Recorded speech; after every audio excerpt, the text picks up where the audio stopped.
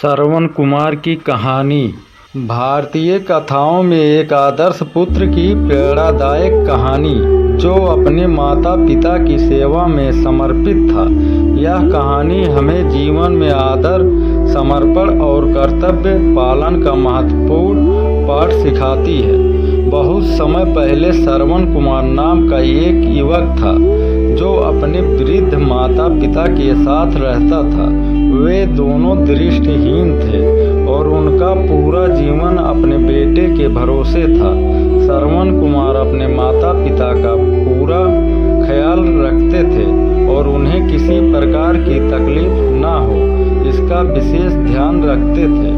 उनके माता पिता ने एक दिन तीर्थ यात्रा पर जाने की इच्छा व्यक्त की। हालांकि श्रवण कुमार के पास धन की कमी थी, लेकिन उनका हृदय सेवा और समर्पण से भरा हुआ था।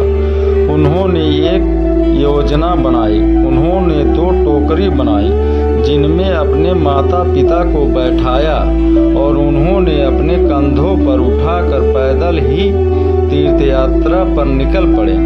यह उनके अद्वितीय समर्पण और कर्तव्य के प्रति निष्ठा का प्रतीक था। यात्रा के दौरान श्रवण कुमार जब एक जंगल के पास पहुँचे तो उन्हें प्यास लगी।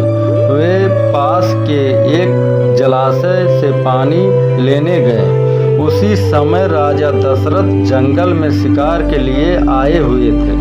उन्होंने जल लेने की आवाज़ को जानवर समझकर तीर चला दिया जो सीधे श्रवण कुमार को लगा। घायल होकर श्रवण कुमार गिर पड़े। जब राजा दशरथ उनके पास पहुँचे तो उन्होंने अपनी गलती का एहसास किया और श्रवण कुमार से माफ़ी मांगी।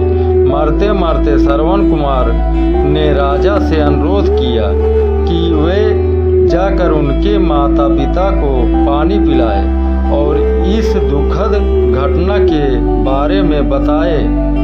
राजा दशरथ ने ऐसा ही किया। जब माता पिता को यह दुखद समाचार मिला तो वे गहरे शोक में डूब गए और अपने पुत्र के बिना जीने में असमर्थ होकर उन्होंने अपनी जान दे दी।